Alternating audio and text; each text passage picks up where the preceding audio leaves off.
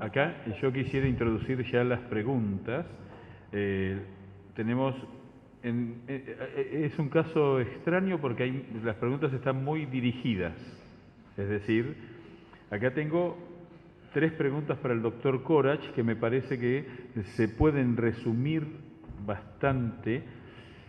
Para el doctor Corach, ¿qué es ser republicano según una visión peronista? Porque no se discute el origen democrático de los gobiernos peronistas, sino componentes que luego aparecieron en el ejercicio del poder. Por ejemplo, esa disputa que hubo entre la izquierda y la derecha peronista en tiempos de Perón, que ni siquiera Perón pudo manejar, y que hoy se supone que eso va a ser más difícil conciliar. Y termina esta...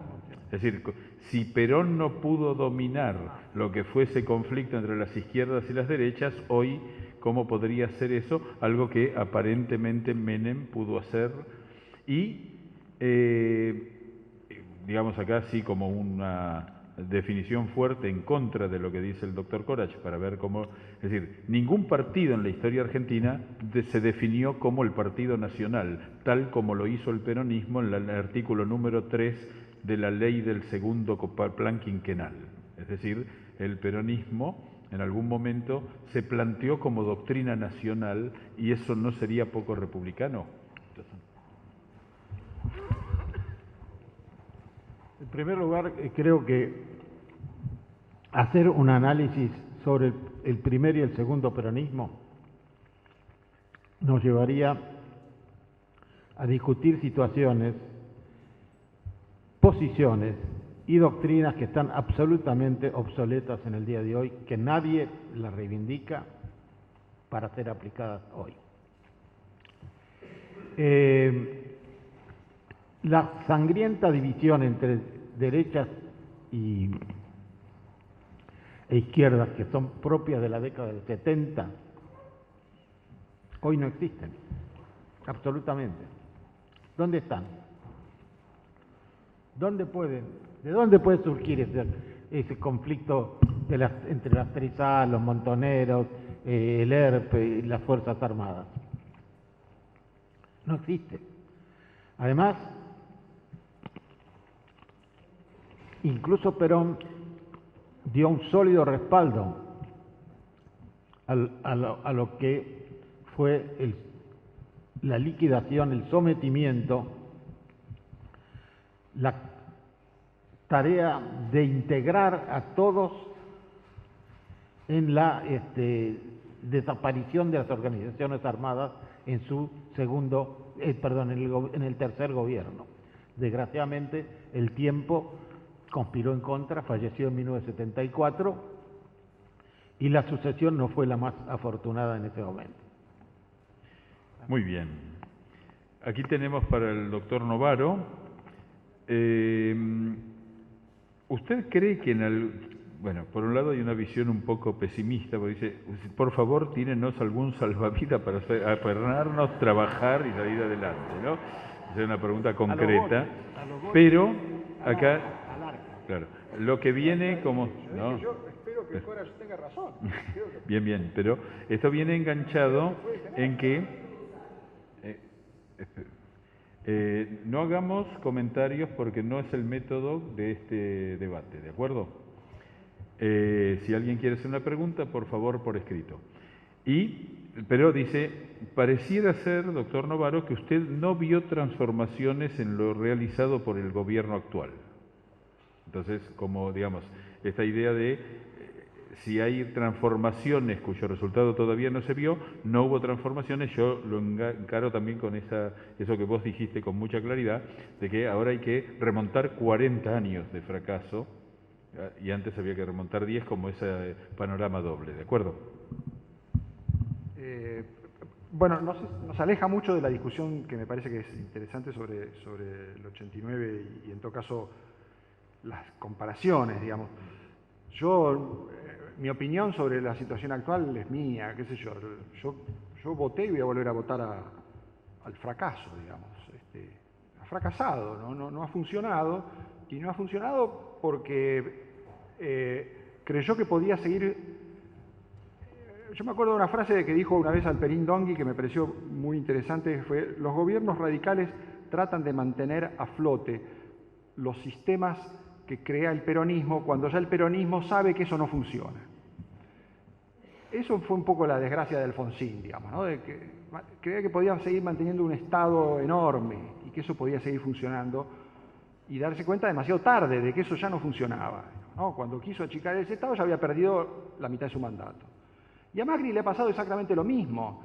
Él prometió que iba a salir del kirchnerismo sin costos. ¿Cómo se le ocurrió eso?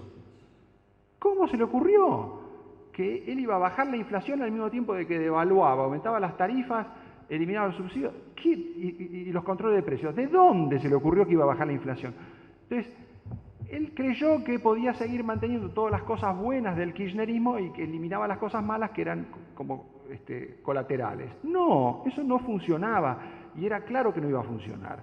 Y creo que los peronistas se han dado cuenta de que eso no va a funcionar. Ahora, ¿qué es lo que van a hacer con eso? No lo sé. Yo espero que el doctor Koch tenga razón y que encuentren la fórmula para seguir. Pero es muy complicado y recursos no tienen. Y el peronismo hoy es un aquelarre de grupos que no tienen ninguna disciplina partidaria, que no se alinean, para alinearse quieren cobrar todo lo que hacen, cobran todo lo que votan en el Congreso. Eso es carísimo. Y la verdad que, bueno, lamentablemente Argentina ya mucho no tiene partidos, salvo la UCR y tal vez el PRO. Muchas gracias.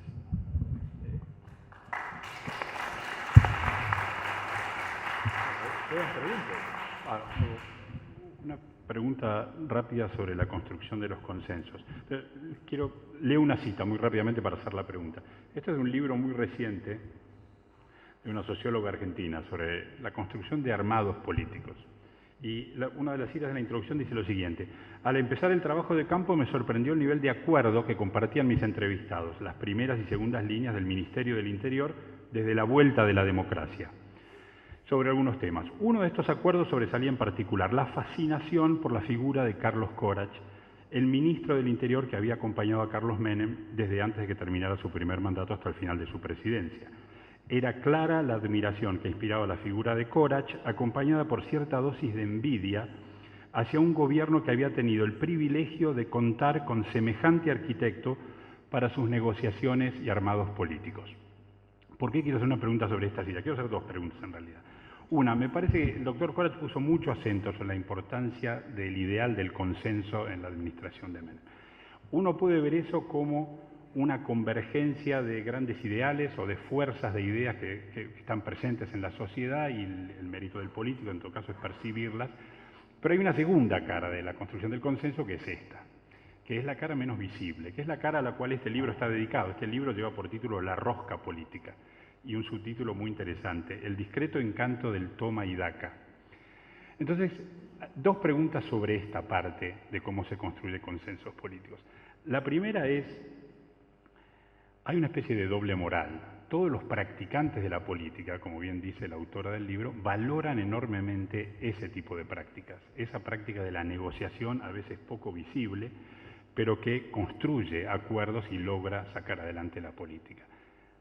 Hay una paradoja en el sentido en que la opinión pública en general más bien ve con mala cara esto.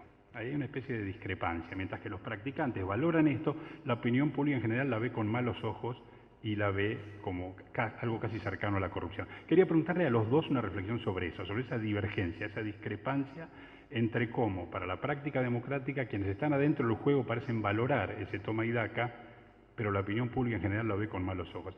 La segunda pregunta, más cercana al doctor Corach, más dirigida al doctor Corach, es: ¿cuáles fueron las más importantes durante la administración Menem? ¿Cuáles fueron los armados más importantes? ¿Cuáles fueron las negociaciones? Usted mencionó mantener el bloque de Diputados Unidos, por ejemplo.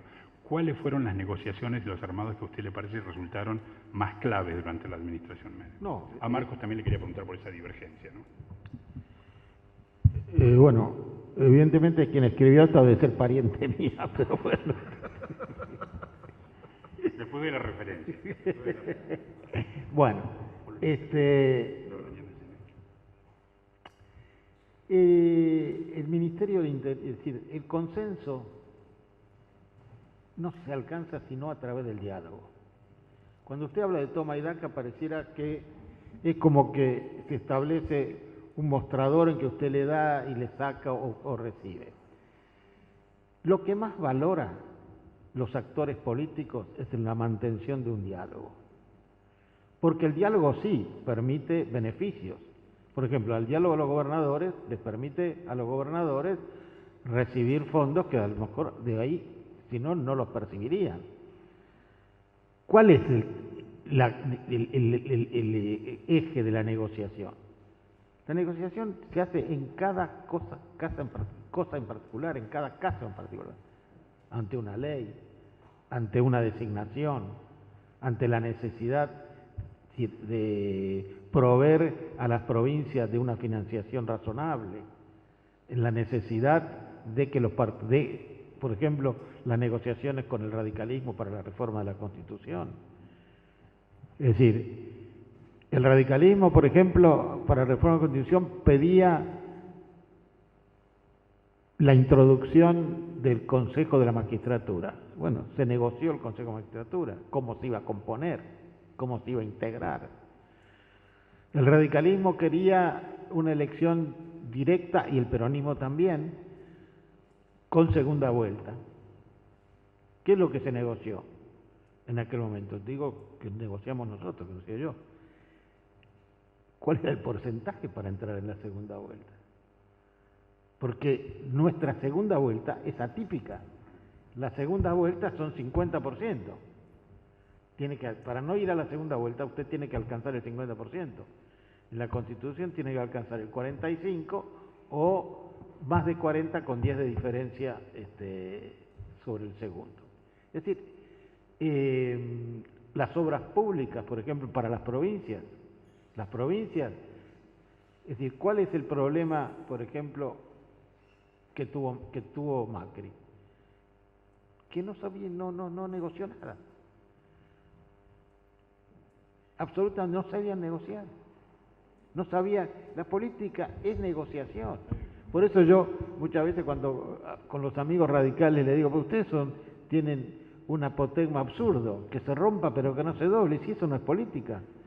La política es doblarse, no romper. Es acordar, y para acordar usted tiene que ceder. Tienen que ceder los dos. Ahora, si usted quiere acordar y se sienta y no cede nada, no va a tener nada. Había otra parte de la pregunta que no creo que no considera cuáles hubiesen sido las más importantes, pero mencionó algunas. Varias. Por ejemplo, hay una cosa importante, hay una cosa importante que no se pudo conseguir y no sé cómo se va a conseguir, que es la ley de coparticipación, que es casi imposible consensuar, porque nadie va a querer ceder nada. Eso es todo. Sí, sobre esto, bueno, es natural, yo creo que se da en todas las democracias del mundo, donde la gente que hace el trabajo importante es la menos popular. Mientras más importantes sos, menos populares. Y el doctor Corach no lo va a desmentir esto. Eso pasa en todos lados. Es un poco injusto, pero en general los gobiernos que funcionan saben que esto es así y se nutren de las capacidades que necesitan, no de gente que habla bien en la tele, que sale bien, que seduce a la audiencia, sino gente que ya sabe hacer el trabajo que hay que hacer en la política. Se hace cotidianamente en un esfuerzo que tiene que estar relativamente fuera de la luz de las cámaras, digamos, ¿no? Relativamente, porque la opacidad es un problema, digamos, ¿no? Pero administrar la opacidad y la transparencia es parte del trabajo de la política. Eso lo sabía hacer muy bien Menem, ¿no? Menem era un gran maestro de esto y creo que el mérito de él de reclutar a gente capaz en su gobierno se extraña, ¿no? Se extraña porque no hubo presidentes tan generosos después. Y creo que ese también es un problema de la última administración y también de la actual, ¿no? Ha sido un problema recurrente de gente que, lo decía un politólogo amigo, decía, si el presidente tiene 15 voltios, todos los de alrededor tienen que tener 7. entonces es la oscuridad total, digamos, ¿no? O sea, eso es una situación muy penosa, ¿no? Menem no era así. Menem sabía que de economía no entendía y necesitaba, y confiaba en la gente y sabía identificar el talento en otros. Y me parece que ese es un gran mérito de los políticos, que lamentablemente tiene que ver también perdón que me extienda un poco, con esta pérdida de capital social que sufrimos, ¿no? O sea, había un capital social en ese peronismo que se estaba recomponiendo y democratizando en los 80. Un capital que venía de décadas de política que podía ser convulsionada, pero era una política muy creativa, muy activa, muy potente. Ahora ese capital social está, digamos, es difícil encontrarlo, ¿no? Uno podría imaginar hoy dirigentes importantes, pero son dirigentes con experiencia suficiente, conocen el mundo. Digo, uno podría imaginar así un neomenemismo con Alberto Fernández, donde Guado de Pedro haga la de Bauzá y Santiago Cafiero haga la de Corach. No, o sea, no da, sinceramente. No, pero bueno, en eso estamos. Algo que nos remite nuevamente como pregunta a los 90, en un reconocimiento a lo que dijo el doctor Corach, es ¿por qué no pudo mantenerse en el tiempo esa estructura democrática de partido que logró el peronismo durante los 90? Creo que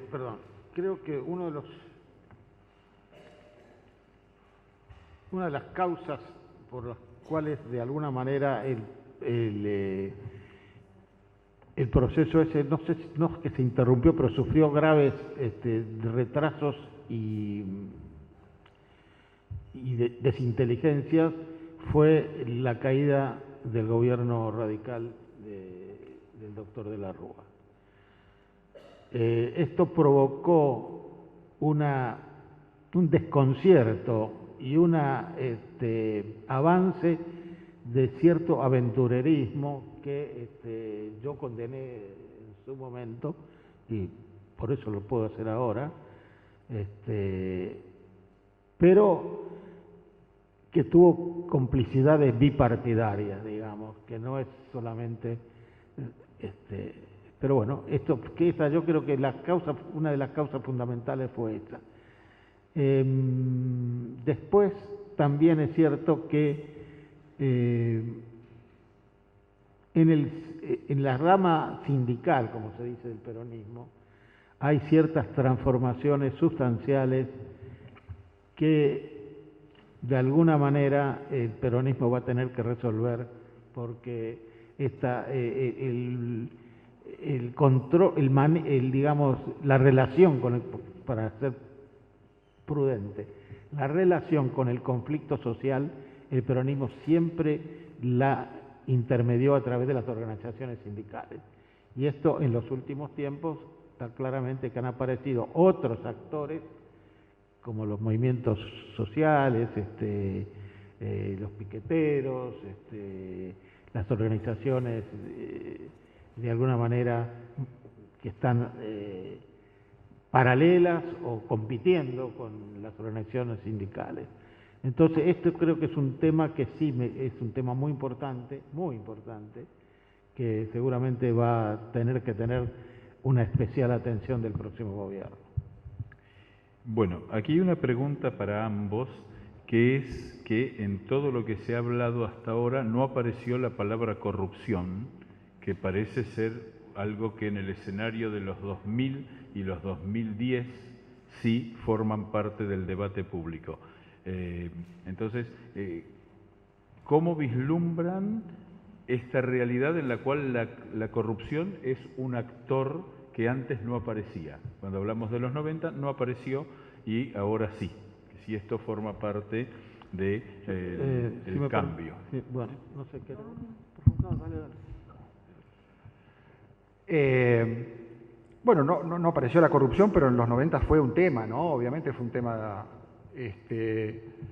del uso patrimonialista del Estado. De todos modos, el menemismo dio una respuesta, ¿no? Que hoy no se recuerda mucho, pero fue una discusión muy importante que hubo respecto de que el menemismo planteó que a través de las reformas y de la reducción del tamaño del Estado se estaban quitando las bases estructurales de la corrupción. Ese era uno de los argumentos por los cuales el Estado tenía que achicarse, precisamente, ¿no? Entonces, me parece que el acompañamiento de corrupción en la gestión menemista tuvo un carácter bastante problemático y bastante extendido en muchas áreas, pero que en algunos sentidos se podía considerar que no era programático. La corrupción no era programática, en el sentido de que el programa iba en dirección a reformar el Estado para resolver el problema estructural. Si en el medio había algunas colusiones o gente que se quedaba con vueltos, era un problema transicional. A la larga el problema se resolvía porque el Estado iba a ser más chico. Eso es lo primero. Y lo segundo, que era también muy importante, era que el Estado iba a empezar a regular la actividad económica a través de reglas generales. Por lo tanto, las oportunidades para nuevas intervenciones colusivas, es decir, nuevos acuerdos entre funcionarios y empresarios, iba a disminuir. Vos ibas a tener una ley general, impuestos para todos, iguales, no 80 regímenes especiales, ¿no? Entonces, la eliminación de las particularidades hacía que el Estado se volviera más transparente. Esas fueron las promesas de Menem, más allá de que se cumplieran o no, eran promesas razonables y tenían que ver con el hecho de que el programa no era corrupto, el programa era de saneamiento, de generar un gobierno de la ley.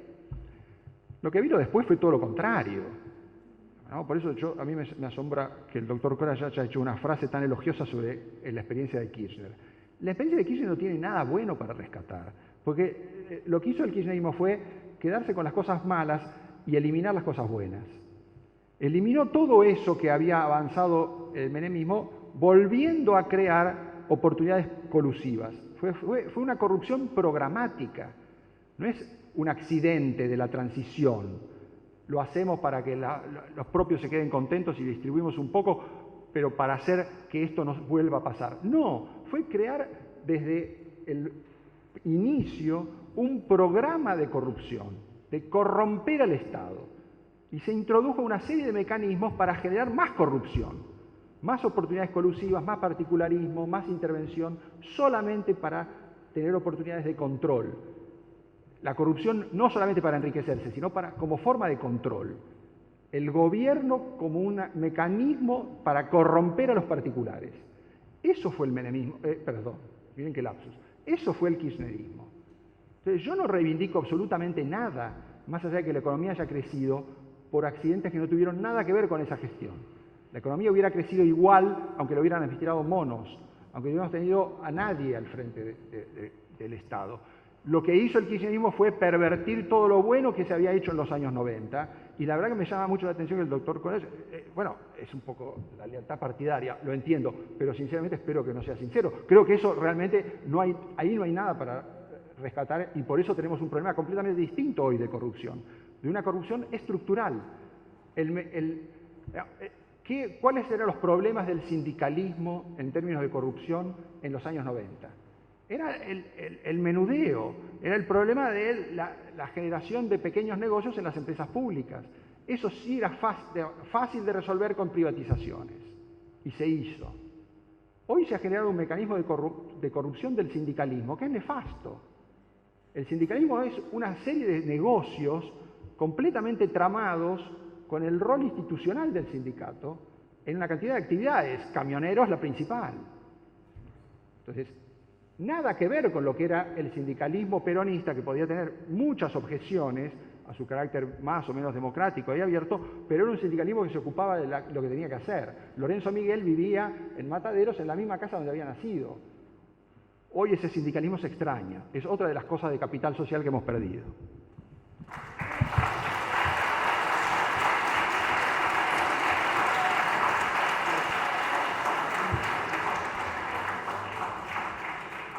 Creo que el énfasis puesto en el tema gravísimo conspira contra una visión real de lo que sucede en el país hoy y de lo que puede suceder mañana. Creo que sería excelente que confiáramos en que en un proceso judicial razonable, los casos como el caso que se manejó tan popular en los últimos tiempos, tuviese un desenlace judicial que respetáramos todos. Y creo que el candidato del justicialismo ha dicho claramente que él va a respetar las decisiones judiciales y no va a hacer nada para entorpecerlas. Lo dijo claramente. Ahora, es decir, nosotros podemos introducir todo tipo de dudas, todo tipo de predicciones, pero a mí me parece que el tema este es un tema que debe ser tratado con mucha prudencia y con mucha confianza en las instituciones del país, porque si no, realmente, ¿cómo hacemos? ¿De qué manera lo hacemos? ¿Cuál es la otra solución? No la veo. Y el candidato en eso fue preciso. Dijo, no voy a hacer nada que obstruya la acción de la justicia. ¿Lo va a hacer? Bueno, yo propongo un aplauso para los dos expositores.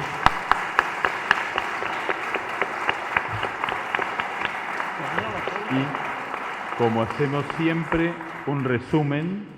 El doctor Carlos Corach habló de los valores de la restauración democrática que se consolidan en 1989 a partir de una elección interna en la cual la idea del Estado de Derecho se hace carne en el peronismo, que elige en una elección interna, la única de la historia, el candidato a presidente.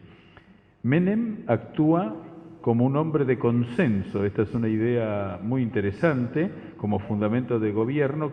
Ahí tenemos una línea quizá más discutida que tuvo que ver con los indultos, tanto militares como jefes guerrilleros, el diálogo con el almirante Rojas y la autocrítica de las Fuerzas Armadas. Por el otro lado, la reforma constitucional y la asunción en las relaciones exteriores de un realismo periférico, de alguna manera, interesante. En economía, mercado hasta donde se pueda y Estado donde sea necesario, cosa que pudo llevarse a cabo a través de la confianza generado.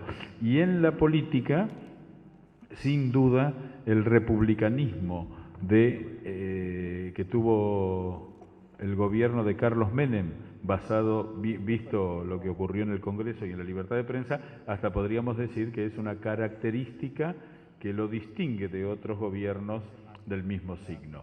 Marcos Novaro planteó la discordia entre tres términos, el peronismo, la democracia y el capitalismo, que sigue sin resolverse. Ahí aparece una novedad en la historia argentina cuando Carlos Menem y el peronismo, con su liderazgo, plantea un consenso con el capitalismo, con el empresariado. Ahí aparecen la figura de Cavallo y de Guido Di Tella, que la rescata Marcos, y ahí aparece algo que es interesante, que a Menem le resultó más fácil hacer ciertos cambios por su facilidad en convencer a los peronistas, que surgen como más fácilmente convencibles, por decirlo así, cuestión que a Alfonsín no le resultó fácil porque los radicales son menos fáciles de convencer de un cambio. Funcionó más o menos una coalición distributiva basada en las reformas de mercado, aunque tuvo sus limitaciones en el aumento del consumo que generó aumento de costos allí.